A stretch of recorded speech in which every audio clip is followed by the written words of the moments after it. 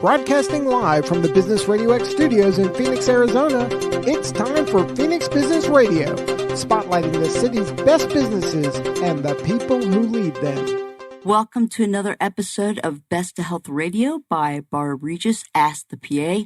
Welcome to beautiful Tempe, Arizona. And you know what? It was less than 100 today, and we actually had thunderstorms. Every month I bring in different people from all walks of life. Last month was somebody who has a software program for allergies for restaurants. Well, this time we are going to go a whole different direction. We've got the great Dr. Richard Brown, a.k.a. Ricky. He said I could call him Ricky. I'm so excited. And one of his patients, Emily Hughes. Dr. Brown has Brown Plastic Surgery in Scottsdale, Arizona. And Emily, I'm not sure where you live. I live in Phoenix. She lives in Phoenix. Well, welcome to the studio, everybody. And hey, welcome aboard. Ricky, can you tell us a little bit about yourself? How much you want to know? Well, how you got to the point of becoming a plastic surgeon to start with? Oh, my God. Brief That's version. a long story. Okay, Ricky Brown. I grew up in Atlanta, Georgia. So I'm a Southerner. And so grew up in Georgia and ended up going to college in the Midwest. Basically decided to go to med school really late. I mean, I was at the University of Georgia and I was a senior in college when I decided to go to medical school. And so long story short, ended up doing residency, general surgery residency. And in the middle of all that, fell in love with plastic surgery. And the rest is history. So what made you fall in love with plastic surgery? I think what really grabbed me was I was in a level 1 trauma unit in Chicago, so you can guess what that's like. I'm double boarded, so I did general surgery first and then plastic surgery. So I got to see a lot of trauma, saw a lot of trauma. And so there was the need for a lot of reconstructive work from trauma, and the plastic surgeons were the ones doing a lot of that work. And so I was introduced to plastic surgery in that manner. And then I just kind of slowly started to learn more and more about plastic surgery. And that's how I got my interest. Now, just curiosity, did you start as a general surgeon and then get a fellowship in plastics, or how does that work? Yeah, so there's the old track and the new track. Okay. The old way used to be that you would have to do some type of a surgical training. It could have been orthopedic surgery, general surgery, something you had to finish first. And then when you were done completing that training, you could apply for an additional residency or fellowship in plastic surgery. That was the way I did it. I did 5 years of general surgery with a year of research, so I spent 6 years. Then I applied for plastic surgery. Today, they can do a 6-year track where they get into plastics right out of med school, and they do 3 years of the general type surgery stuff, and then their last 3 years are focused on plastic surgery. That's awesome. Great. Well, Emily, tell us about yourself. Well, gosh, there's a lot. It's kind of like the same question. Like, where do you begin? We always start every show. I start with a loaded question like that because then it starts leading the conversation. That's great. So since I just met you 2 seconds ago, tell me a little bit about yourself. Well, I am happily married and have 3 adorable, beautiful children, 7, 5, and 3. Okay. And very busy. That's just kind of my life statement right now. I'm busy all the time. But I like being busy with my family and my kids. And, that's great, making that a priority. And so curiously, I would like to know how the two of you met. Well, Ricky, you want to take that one? Should I explain? Well, I can start it, but you can say how you found me. Go ahead. So I, I do all kinds of breast and body procedures. I happen to do breast reductions for patients, and I try to do those through insurance if we can. It's gotten tougher today, but we do because it's something I believe in that makes a huge difference in patients' lives. And so Emily sought me out.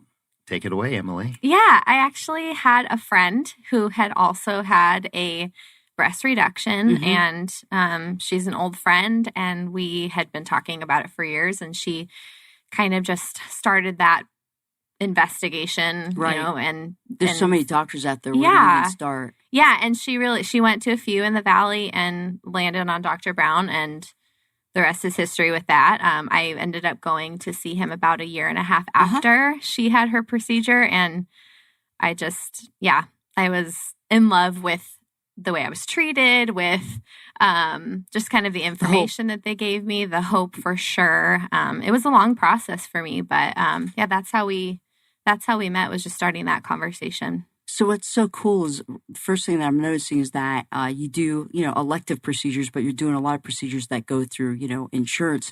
I'm just curious to get a little bit more into your story specifically. Mm-hmm. When you went to see him and wanted the reduction, was it because you were having neck and back pain?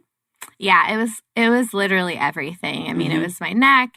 I'm still working on all of that, even, months out. Physical therapy, strengthening. Yeah, just all of that. And neck pain, back pain. And really a huge thing for me was just, I was so uncomfortable and I was wearing sizes that were much bigger than what I actually needed to wear just to feel like I wasn't kind of, for lack of a better term, like spilling out of my clothes. I was very uncomfortable and very self-conscious all the time. And so when you met Ricky, basically, I assume you consulted her and gave her options. Tell me about how that experience was with him that made him different than other providers. Oh, yeah. I mean, it's definitely night and day. I only had, I had kind of consulted with Dr. Brown and another one in the Valley. And the difference was really night and day. I showed up and was taken to this like really nice room with a nice couch and consultation over a coffee table, not on a medical chair with a gown that opened in weird places. And before we even went to any type of examination room, we just had a conversation. Then we did go to like an examination room for pictures and some, more official type of things, just kind of going in that direction. And I remember the biggest thing for me was I had this like beautiful, comfortable robe that made me feel. Everybody loves our robes. I want one. Can I have one? So tell us about the robes.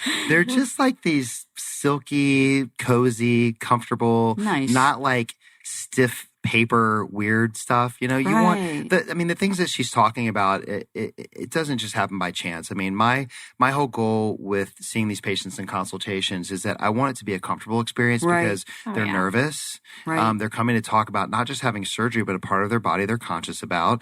And so we try to make it as comfortable as possible. And the gowns, just everybody loves those gowns. So who picked out the gowns originally? The way it happened was my original partner before he retired when I came to town had some old ones that like the buttons were coming off of. But I was like, these things are amazing. I mean, even I liked them. So I looked at the tags before we trashed them all and we found the same company and ordered new nice ones with my logo. Nice.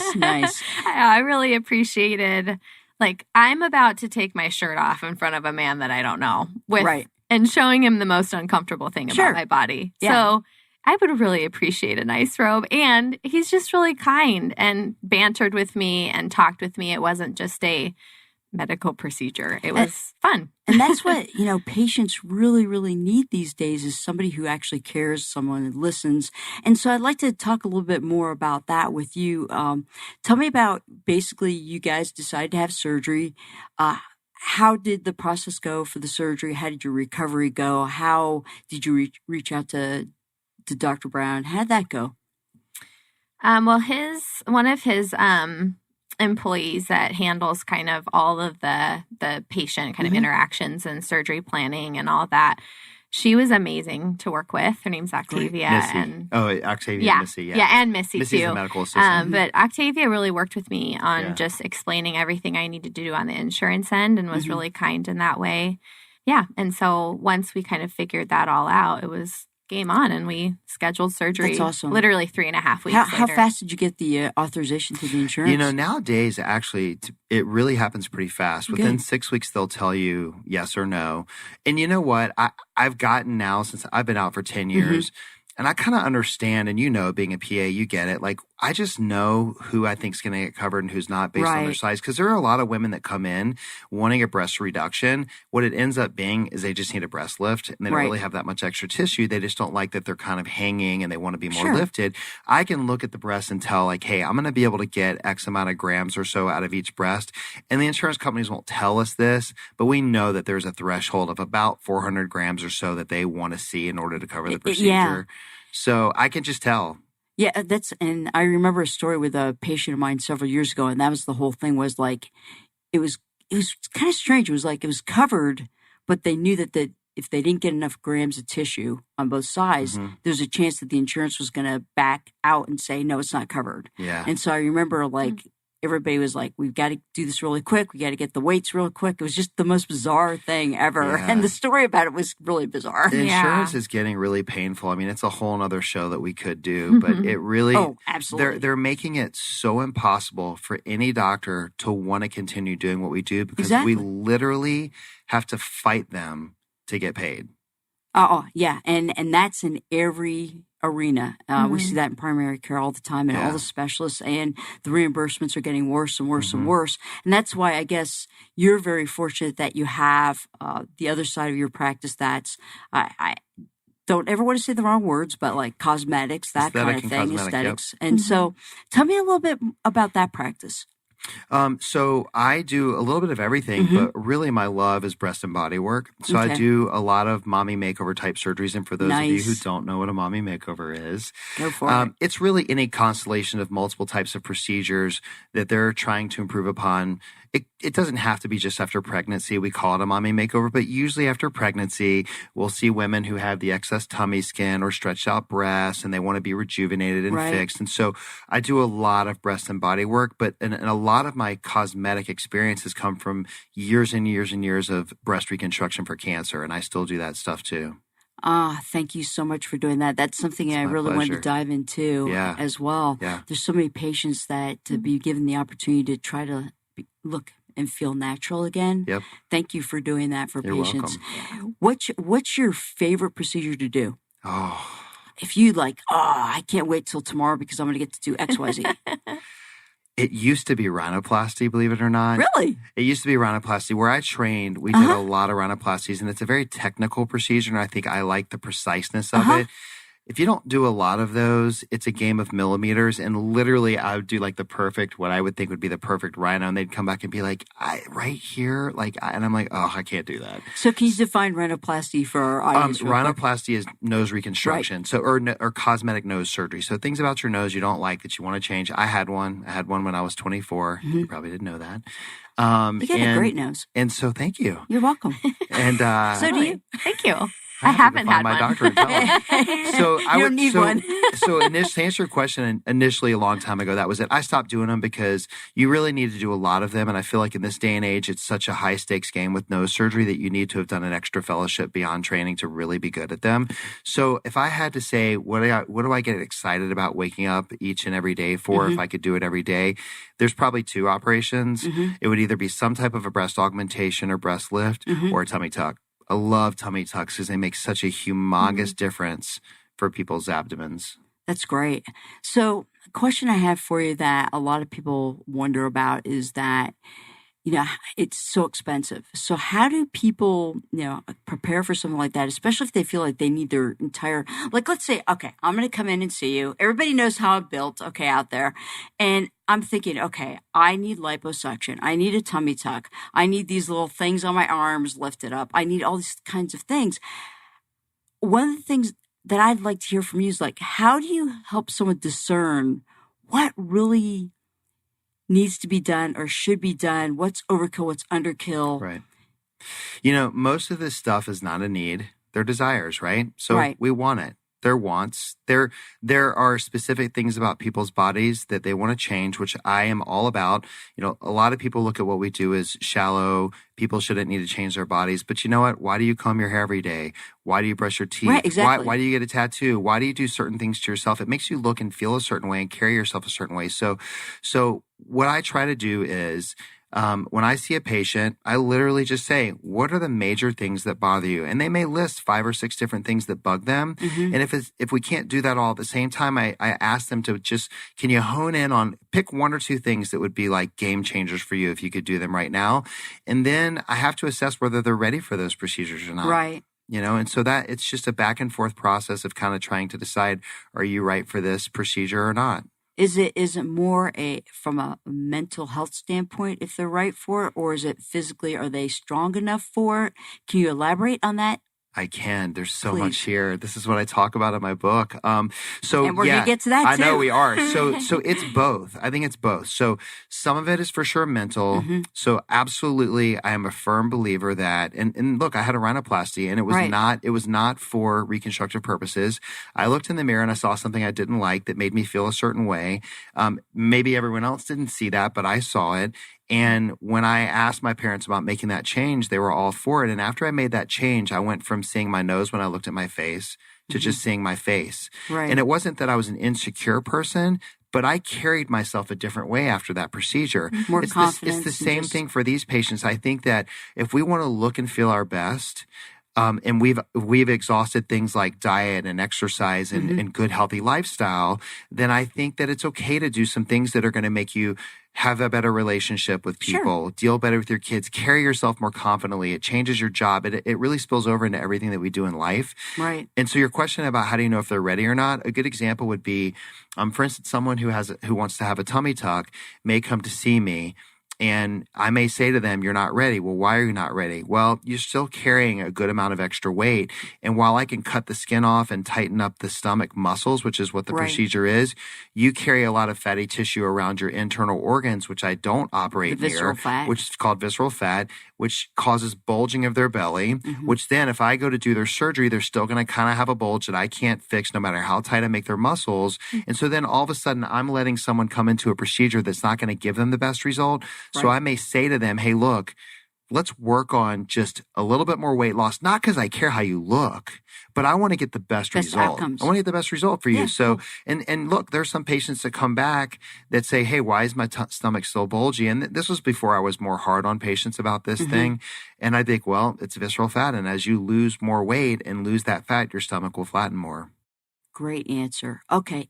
I'd like to go through a few procedures with you. And first of all, I think it's really important that we discern that he's a board certified plastic surgeon.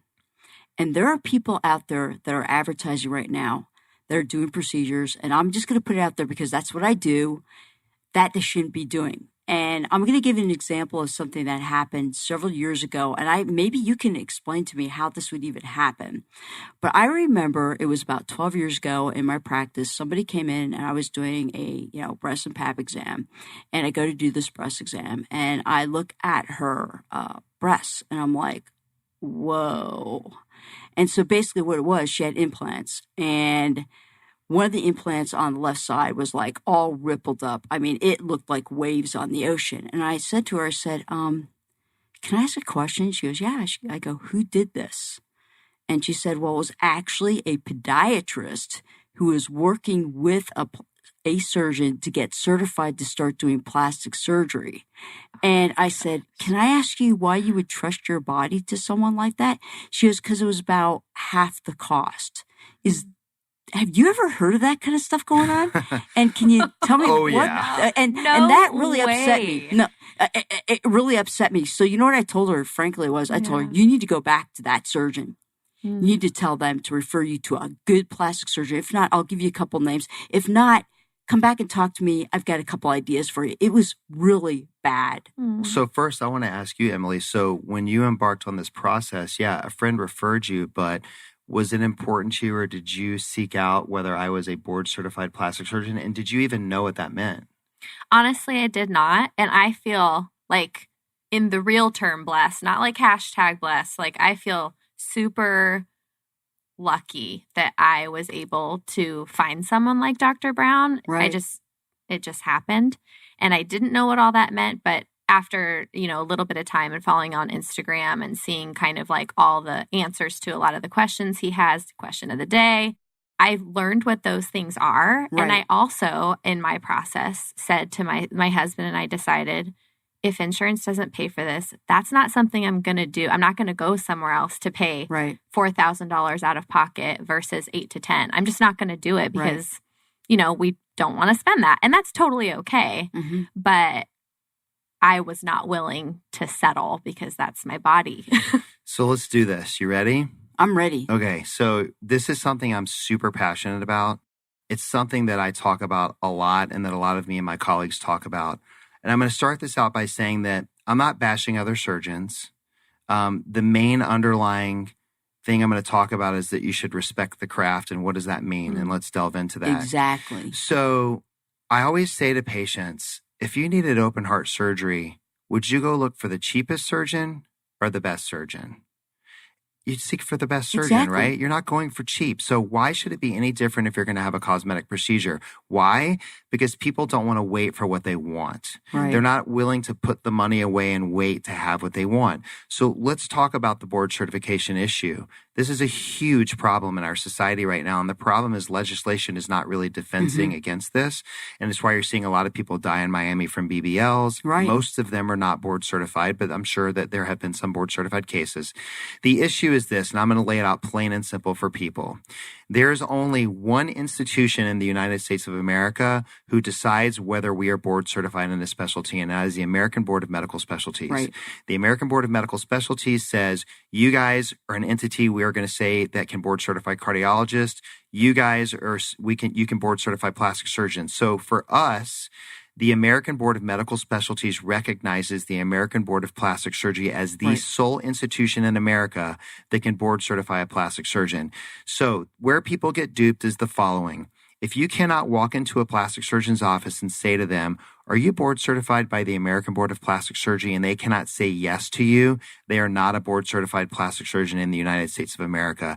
And the problem is there's another board called the American Board of Cosmetic Surgery. Right. And so it is not recognized by the American Board of Medical Specialties. So your oral surgery group, and there's a group around that I've, that I know, and they're probably great surgeons, but they're doing breast hogs and they're doing tummy tucks and they're doing facelifts, and there are ENTs that are doing breast augmentations. Like, look, ENTs do rhinoplasties, and man, have at it. They know the face better than anyone. So I'm okay with that. Those guys do cosmetic training fellowships. But the deal is this. There's only one group that is certified to board certified plastic surgeons, and that's the American Board of Plastic Surgery. So people need to know. They need to be able to ask that question, but there's one step deeper to this whole issue, and that is this. Once you've determined that you have a list of people that are board certified plastic surgeons that you think you want to go see, then it's incumbent upon you to determine who's good and who's bad. Exactly. And I use this analogy all the time. Well, not everyone, but every driver on the road has a driver's license, but not every driver is a good driver. Right. So you need to figure out of all the board certified plastic surgeons, who's credible, who does good work, who am I going to go see? But don't run off and see the podiatrist because the board certified guy is going to charge you $10,000 and he's going to charge you $2,000, because you know what's going to happen? You're going to get exactly what you paid for. Yep. And when things go south and it happens, they're not going to be able to help you. Right. So make a good choice. Thank you very much. And I really appreciate that, because this is what Ask the PA is all about. I try to advocate for patients to ask the right questions. Yep. That's my huge passion. I want people to be able to go into providers' offices and be empowered to know what is important and what's not important. And also, in my field, a lot of times, like, I hear all the time, like, the doctor didn't want me to have a second opinion.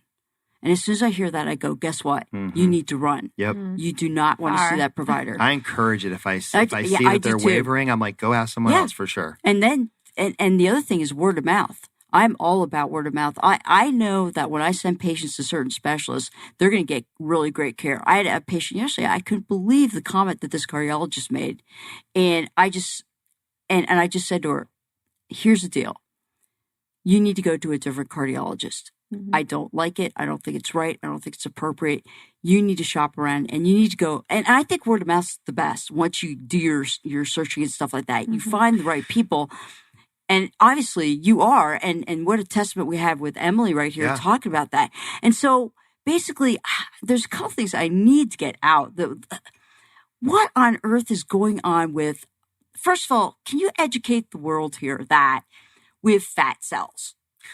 All right. You know where I'm going with that. Yeah. So we have fat cells, and like the body has so many fat cells. And can you tell me what is all this like cool sculpting, micro laser lipo, Luxy lipo, laser lipo, ultrasound body contour, machines, cooling, sculpting? You could buy this machine now that'll do sculpting at home. What the heck is going on? Can you help me with that, Yeah, please? I mean, there's a lot of stuff going on. So there's let's break it down into non-invasive procedures and invasive procedures. Yes, so please. a non-invasive procedure would be one of these devices you're talking about, such as cool sculpting. I do not promote for them. I have no financial interest in them. But I will tell you, I don't really use it because I just don't think it really works. And I'll tell you what, I think that in the right patient with just a little trouble area, sure, maybe it makes a difference. And you're only going to see photos of their best results. Right. But when you get someone coming in who maybe their BMI is a little too high and they're really carrying a lot of extra weight and they don't want to have a surgical procedure, it's going to take so many treatments of cool sculpting and cost you probably 5 times what it cost to just have some traditional liposuction to treat the areas that you're trying to treat. And so that's the cool sculpting thing. And people have to make their own decision. I just, as a clinician for myself, have not seen the value in it for me. I have a hard time selling something to a patient that I don't believe in. And by the way, I tried it. So I'm a pretty fit guy and I have a little bit of extra on my tummy. And I was like, I'm the perfect candidate. I have a little extra on my stomach. I want to check it out. I want to see what it's all about. So I had it done. And what I was left with was a numb stomach for 3 months. I barely could see any difference in the way that I looked when I was done. That was just my experience. I'm sure you're going to find people that say they have a good experience, but that's just mine. So that's non-invasive. Right. Then there's invasive treatments. Of the invasive treatments that you're talking about, the traditional is liposuction. Added on to liposuction are ultrasonic probes and things that we can do for more sculpting and what today we call high-def lipo, where you can really sculpt the abdomen. And they work really well. And I think for the person who's a breast and body guy like myself, I've learned how to use those other tools to just enhance what I do with traditional liposuction. But traditional liposuction done right can do a great job. It's really, really good. And I think people get caught up in all these other machines like freezing and burning and heating. And I just feel like and so here's my teaching point. If there was one machine that was that good, we would all have it. Exactly. Yes. Great points. And the recovery time. Can you talk a little bit of the recovery time between like traditional lipo and like laser? Well, so laser ultrasound guided. So the difference is when we do traditional liposuction, the cannula suctions the fat out. When you do ultrasonic or what people call laser, it kind of melts the fat or breaks up the fat with ultrasonic waves. Then you have to go behind that with traditional liposuction and suction it out. So recovery for liposuction, kind of whatever kind you have, you're pretty darn sore. I mean, of all the things that I do, liposuction, it makes you pretty tender. And I do it a lot in breast reductions where women will have the excess tissue under their armpits that the reduction doesn't treat, but we want to reduce some of that for them to give them better contour. That's always what they complain of is the liposuction.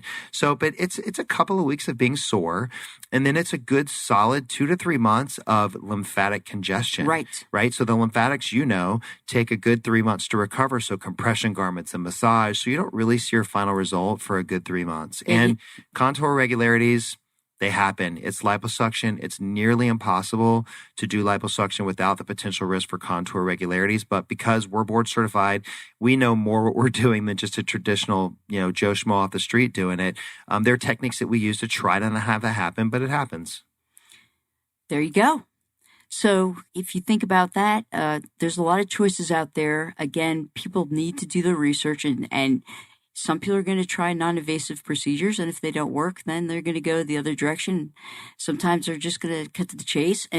But I'm seeing so many more people seeing, the advertising with the non-invasives and all this kind of stuff. And then I was really surprised about these machines that are out there that people could buy. I just don't get that. I just think it's our job to guide the patient to what works best for them. Right. If I see a patient who's got a bunch of excess skin, I'm not going to recommend any of that stuff for them. They probably need a surgical excision of their skin. So, I try not to overpromise people stuff. Right. Do you ever get insurance to cover any of those kinds of procedures unless they're like... Those are purely cosmetic. Yeah. And so do you do some trauma work still? I don't. Okay. I don't do trauma anymore. I don't take call. Yoo-hoo. Yeah. But I don't blame you. I put in my time there, man. I enjoyed trauma, but I don't do much of that stuff anymore. I do, if I see someone with a laceration or a problem, I don't take trauma call, but sometimes patients will get referred to me by primary and I'll take care of them. Okay. Like, do you ever do let's say scar revisions and things like that? I do. And the problem is a lot of that stuff is cosmetic. Right. If I can pass it through insurance, I would, but as you know, the reimbursement on that stuff, It's very minimal. I hate to say it, but it's almost not worth the time. And look, it's not like I want to help people, Right. but I'm also running a business. I think Exactly. people forget that doctors are also running a business and It we have is. to make money. And there's a book that talks here you about that. go. Yeah. So next thing I want to talk about with you is your book. You are an author. It's awesome. I am. And I love the name of it, The Real Beauty Bible. And it's a beautiful cover, by the way. Everyone asks me if that's my wife. Your wife's way more She's beautiful. more pretty than that. No, this woman's she is. beautiful too. So tell us about what drove you to write the book, and tell us a little bit about the book itself. I will. Did you get a copy of this? I did. Did you read it? I read a significant amount. Okay, cool. I want to know what you liked and didn't like. Well, And then we'll I'm talk glad about that you're asking me because I really wanted to chime in. So I was Okay. like, oh, I wonder if I can say Oh, something. that's the thing. You got to chime in. Oh, yeah, no, I'll- absolutely. And then we'll talk Yeah. about how I wrote it. But Yeah, I want to hear what you absolutely. thought. So for somebody who is very like foreign to stuff like this, I really had a lot of questions about before and after, and I'm a mom of 3, like I said before. And so right before this book came out, Dr. Brown gave me a copy when I was in his office, and I just had an opportunity to read about some of the things that would set me up really well beforehand, during, after, and it was really, really helpful. I'm a total planner, and so I really loved the practical advice. I also, like, admittedly so, I hate reading books that are like boring and hard to read. So I was like, oh, I'm gonna give it a shot and see how it goes. Super easy to read. You hear his voice in it. Nice. And it was just really nice to have that as a resource. And I've referenced it several times for Wonderful. other people too. Like, hey, check this page, read for 3 pages. This is specifically what you're asking about. So Was there anything specific in there you read that you were like, ooh, yeah, that really helped? yeah, I think especially for me, it was like the expectations for, like, you even said in there, like, make sure, like, you mentioned childcare in your book. Yeah. Like, that as a mom, to me, I was like, that's pretty awesome. Like, he's thinking through the people who are going to be coming to see him. And so I was like, okay, that's a good, like, I was thinking about that anyway. I'm a mom, but Right. I just felt like, okay, that's good. So what's he saying is the amount of time that I should really make sure that someone is at my house at all times, so that when my 2-year-old wakes up from a nap, somebody can pick Exactly. her up. So those very practical, like, in my life situations in the book were really helpful. Yeah, so I wanted to ask her first before I answered your question because this is the reason I wrote the book.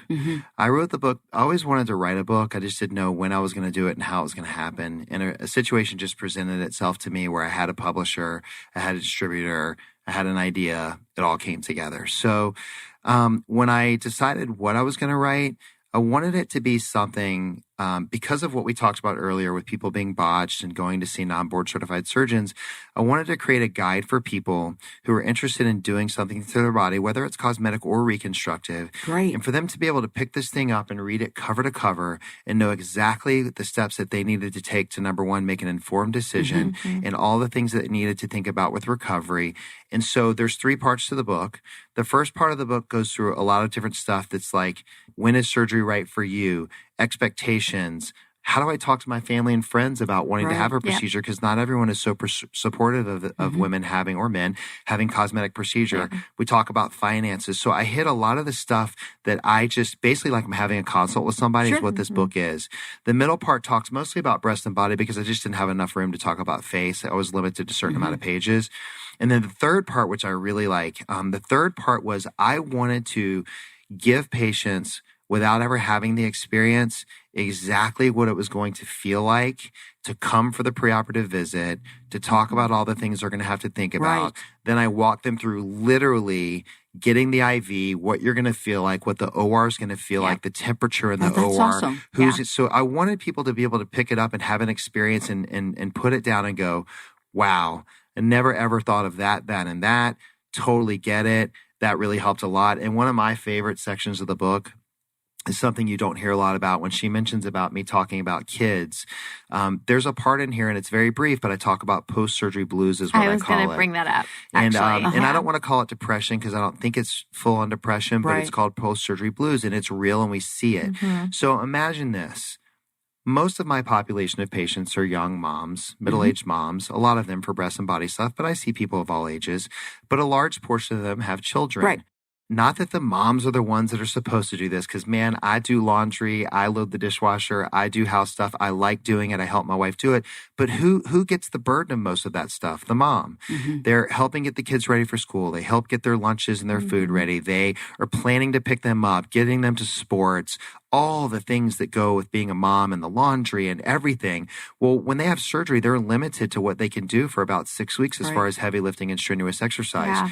So what happens is you've got this young woman who's made this conscious decision to do something very emotional for herself. And all of a sudden, after surgery, they're sitting around going, I can't pick up my child. I can't make their lunch. I can't do all of these things in the house that I'm used to doing. And they start to get kind of depressed. They really do. They get the, what I call the post-surgery blues. And so by writing about this, I had a mom tell me, she said, you know what? I pre-made all my lunches.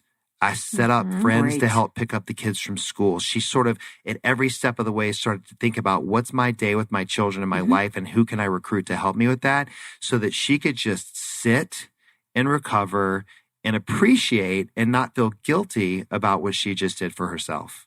Yes. And He's that's not just promoting himself right now. It's setting expectations for yourself and for your family, and just really being prepared, being, proactive instead of reactive. And the fact really that hard. as a plastic surgeon, you took the time to analyze all that. And it's kind of like with my book too, it's a little bit different, topic, but it's looking back and trying to sit in the shoes of the other people. And like when I practice, that's what I try to do, is I try to put myself in their place and how they would feel and respond to my, to our, whole encounter together and stuff like that. And to be able to just break it down and make it an easy read. That's the other thing, is like people today want quick answers fast. Yeah. And they don't want dissertations. I got news for people that write, like, unless it's a really good book, 500-page book, so they're not going to read it. They want quick answers and something that's broken down. So like your book almost sounds a little bit like mine in the sense that you have the 3 sections. Mine's like where you could open up any page and it's a different topic. Like it's almost like a cottage book. I definitely feel like this is the same thing. And so what's so amazing to me is that this book, there's so many people out there that also want to ask these questions, but are afraid to ask. And the reason they're afraid to ask is because they're embarrassed. Yeah. Well, and when you're in an office and you're like, again, I was nervous. Like I'm still nervous going in there. It's just not something you do every day, right? When I'm getting checked on. And so when you have the information audibly, it's great. It's there, but it slips away. So like I remember sitting on my floor in my boys' room and they're playing Legos and I'm thinking in my head, like, I am freaking miserable. And I totally have these Post-surgery? Sorry. Yes. I'm miserable. I'm exhausted. I'm super upset. But I in my mind, I referenced this book and thought, this is normal and it's okay to feel that way. And so what happens is you set up the expectations for pre-op, post-op, the op. I think it's really cool about the IV part. And I think it's really neat about people understanding how cold the operating room is. It's cold. It is. And you don't have your Snuggies with you. You don't. And the other thing that's crazy that I wrote about, and I don't know if you experienced this or not, when I talk about that day of surgery, one of the things that, because I just as a resident, I used to see patients get really frustrated by this, that like not the same person, multiple clinicians along the way. So the nurse, the doctor, the anesthesiologist would ask multiple questions like, do you have any drug allergies? They would start taking the history. Exactly. And patients would get frustrated about it. Like, I'm so nervous for surgery, they're thinking. And didn't that person just ask me about whether I had drug allergies? And now you're asking me, and that was asking. And so I think I wrote in the book about, look, everyone is just kind of triple checking. So we're all on the same page. So don't get frustrated if 10 people ask you if you're allergic to any medications. Can't believe you even right? thought because, of that. That's because amazing. it's a source of stress, right? Think about if you're the one having surgery and you're just like, you want to get it on, man. Yeah. Can we just go to sleep and get this done? But you're then everyone's asking you to say exactly. You're very hungry and you haven't had your coffee in the morning and there's nothing good. And then a lot of times they have catheters and all this kind of stuff going on and you're like so uncomfortable. It's like, come on. Yeah. Brilliant. I am so psyched about this book. This is awesome. Everybody that's thinking even about the possibility of having plastic surgery or honestly any surgery, I think this book applies to. Yeah, I think the first and third part do. The middle part, talking about the procedures is relevant but irrelevant. It's relevant, and then I kind of go through not just like, here's what a breast augmentation is. It's like, here's what a breast augmentation is. Is it your time to have one? Here are some questions you should try to answer for yourself. Is it right for you? So I like to, at this part of the show, just start hitting like questions. And so like we all can ask questions of each other too. So I think the first question should be, and I just slipped. I had a very specific question for you. Let me think about it 1 second. This is the first time this has ever happened on air. Oh, that's okay. You're human? I've just had a brain fart. I have a question. So okay, Emily, do you think that you would ever have another procedure? Or are you good to go? Yeah, I had a great experience, and I admit that I have been a little bit like, maybe not toward other people, but judgy in myself of like, why do you need that? Or like with a breast reduction, it was very clear. I mean, I had 2.2 pounds removed. Okay. I will never forget 2.2 pounds. 2.2 pounds. My husband showed me it. Pool shock. I know that's crazy, but he gave me 2 bags, 1 pound each, and put them in my hands, and he said, "That's a lot." Like, I imagine putting a 2-pound weight in your bra. Like, that's a lot. And so anyway, doing that for myself and like experiencing that, and also being educated. So I'm like, I learn a lot through Instagram, through Dr. Brown's page, just on certification, on just health in general. But there are some things about my body, specifically my postpartum stomach, that I'm like, I don't know if I should give myself a hard time about my little pouch, because I actually don't know if there's anything I can do to get rid of it. Nor should you, honestly. Yeah. We haven't talked about the Health and Wellness Center concept that I'm developing. We'll talk about that at some point, I hope. Yeah.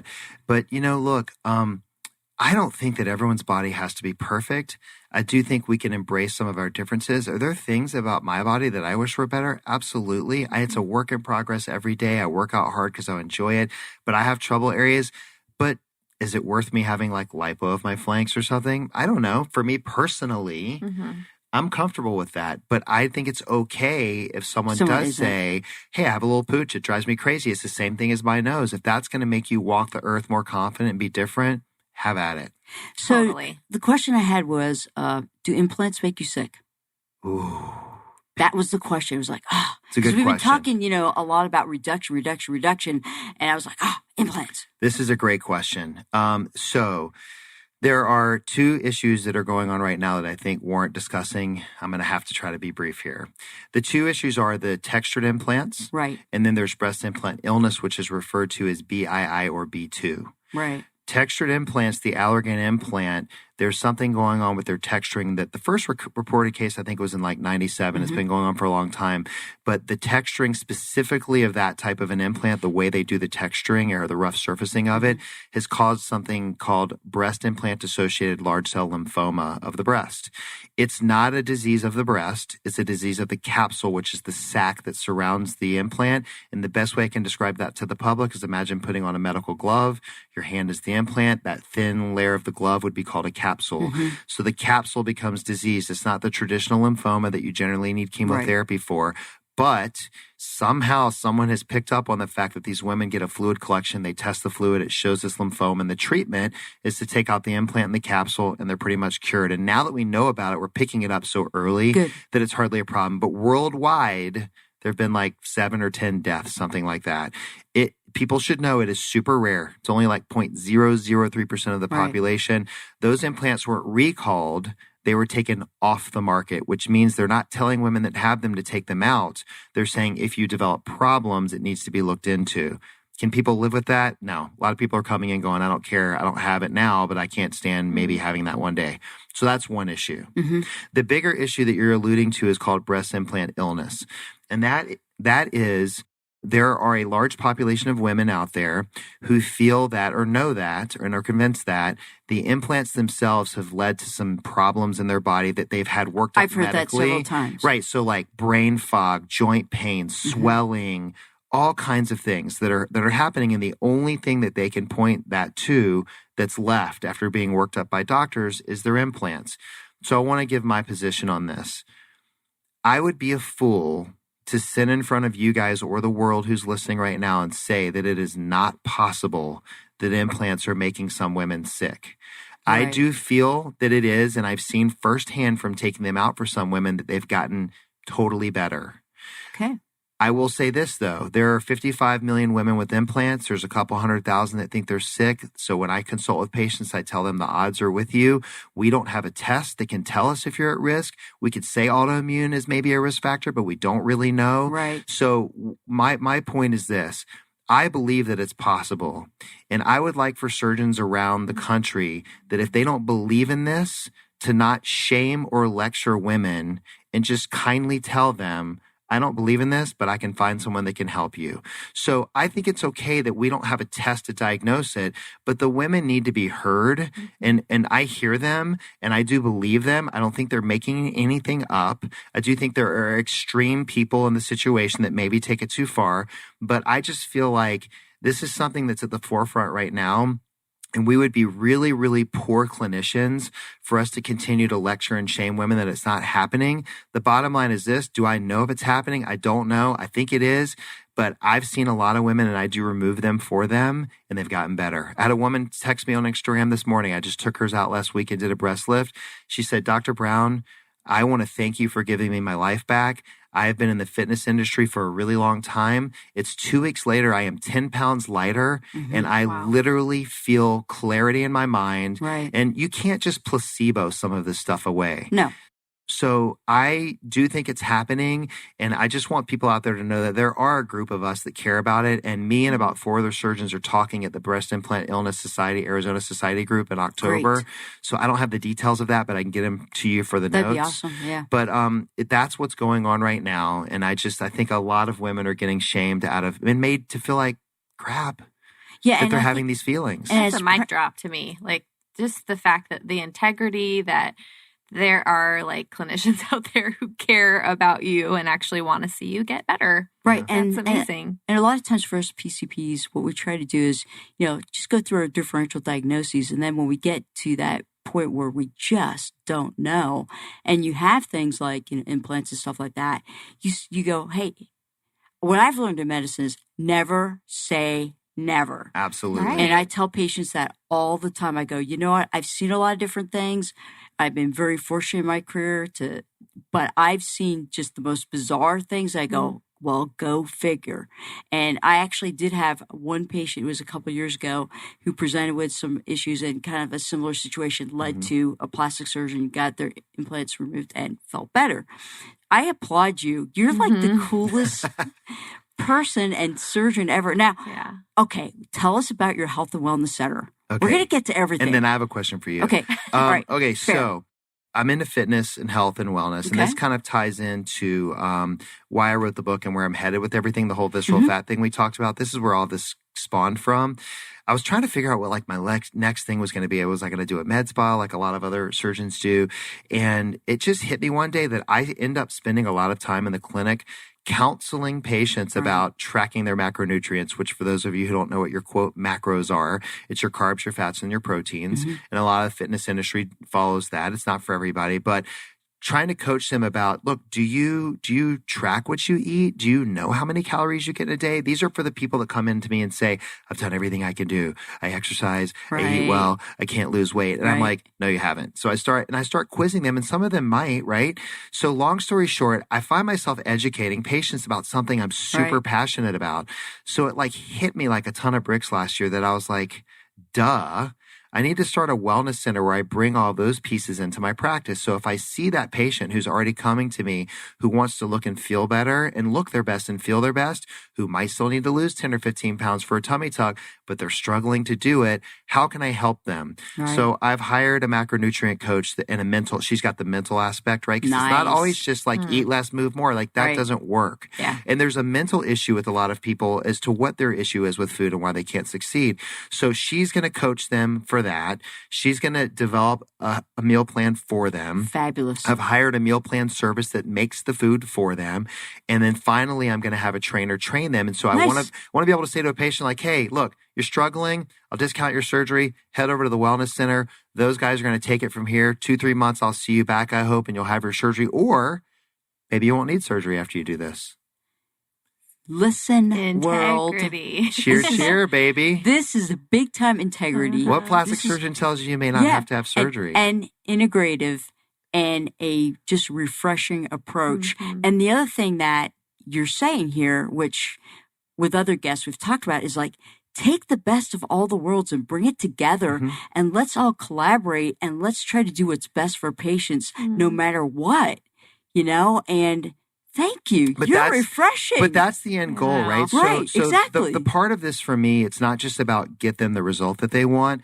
The part that you're alluding to is that you and I both know we spend billions of dollars a year in healthcare on type 2 diabetes, which is curable with weight loss. Hypertension, some hypertension is, other metabolic syndrome diseases, joint pain from carrying too much weight. So the end all goal here for me is not just so they have the best result, but I want people to change their lifestyles, because if you don't have the lifestyle in place before your surgery, you will not maintain a good result after surgery. You need to have those pieces in place where you just know how to manage your own life. And then the deepest part of it for me is childhood obesity and diabetes is out of control, and it didn't exist 20 years ago. And my hope, I really, truly believe this. I'm not just saying this.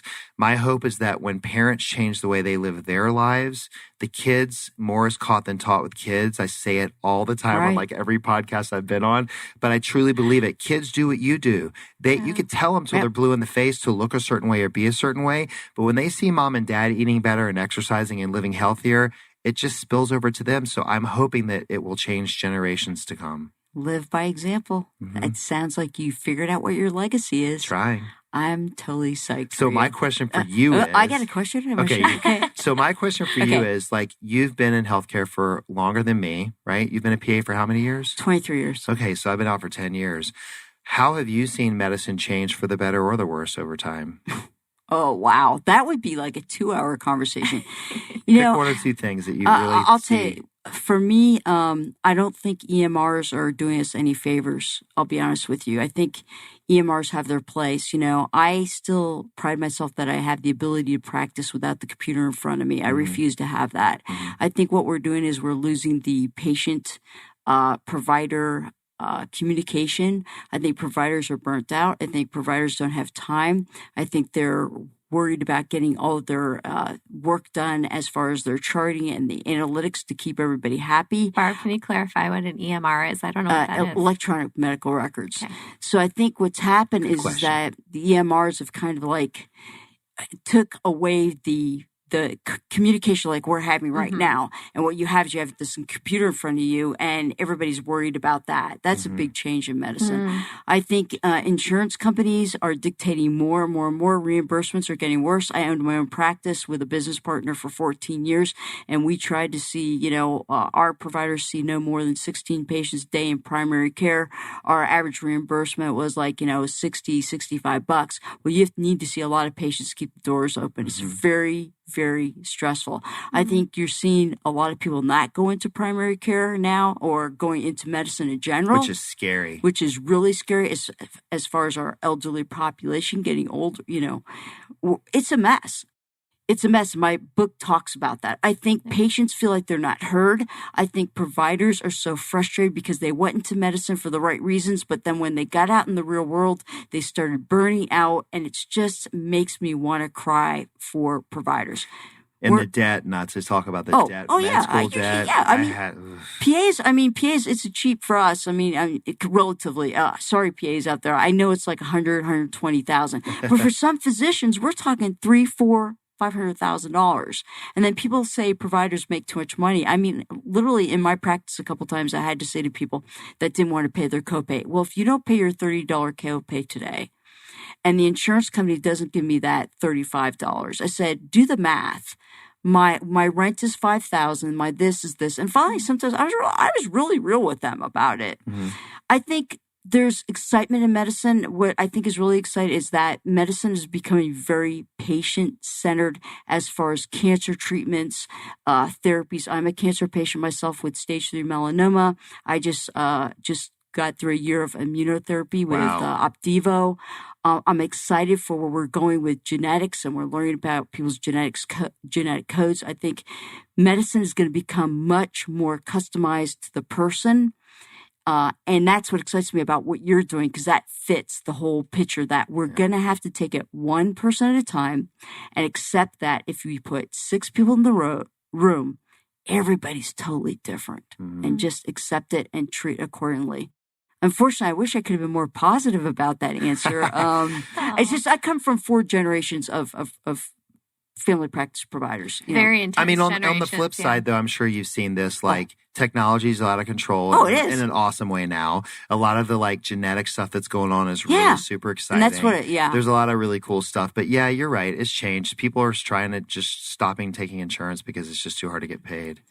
Yeah. So I think what's going to happen is that there's going to be a movement out there that I think more people are going to be willing to have to accept that they're going to have to pay more for their health care, and they're going to have to be very dedicated to making sure that they have the right providers in place and stuff like that. And it's just going to be one person at a time spreading the word about the good stuff in medicine. There's a lot of good stuff happening, and I don't want people to take it back or by what I said, but I just know that providers are frustrated, patients are frustrated, and it doesn't have to be that way if everybody just takes a deep breath and remember the one thing, what it's all about. At the end of the day, it's all about you, Emily Hughes. Yep. It's all about you. I am so grateful for, this is so refreshing to me just to hear that there are providers that care about you and that want to have integrity with you, because I don't always feel that, and that's scary and uncomfortable. They're still out there. It's they hard are. to find. You just got to find them. Oh, and yeah, there's some absolutely. great people. And just I am just so thrilled to be able to host the two of you. Emily, what a pleasure to meet you. Is there one final thing you'd like to say? Well, I think kind of what I just said. I'm just grateful for, doctors who have integrity and who are kind and who take the extra little bit of time just to make you feel comfortable and have kind of that customer service or bedside manner, if you will. But yeah, I'm really thankful for that. And I'm thankful for these conversations and letting people out there know and updating them and kind of talking through we're fighting for what's good too. So. And Dr. Brown. So I'm grateful for all of the people out there like you, Emily, that give me the opportunity to treat them. And you trust me with your life, literally, and your body. And so I'm grateful and appreciative for that so much. I still enjoy being a practitioner. I'm a doctor before I'm a surgeon. I still love to help people at the core of my being. And I have to do one more thing. Go for it. So my beautiful wife, Alexis Brown, is listening. Love her to death. So she's the most supportive person. She's been with me the whole way. And I have twin boys, Brody and Graham, who are 9, who are going to be 10, who are probably listening as all. I want to let you guys know I love you so much. And I have an amazing family with great support. And at the end of the day, that's what allows me to do what I do, that she's understanding and she knows how I feel about taking care of patients. And so that's how I'm able to be for people like Emily, who I am. Thank you for the support, Alexis and boys. It's huge. Thanks, Brown family. Family's what it's all about. Totally. Yeah. Well, I'll tell you, this has been another fantastic conversation. Thank you so much for joining me in studio. This is Barb Regis, Best of Health Radio, Ask the PA. If anyone's interested in sponsoring a show with me, let me know. The way you can get a hold of me is barb@askthepa.com. Can't wait till the next one. And thank you, too, for joining us in the studio. Have a good evening. Bye.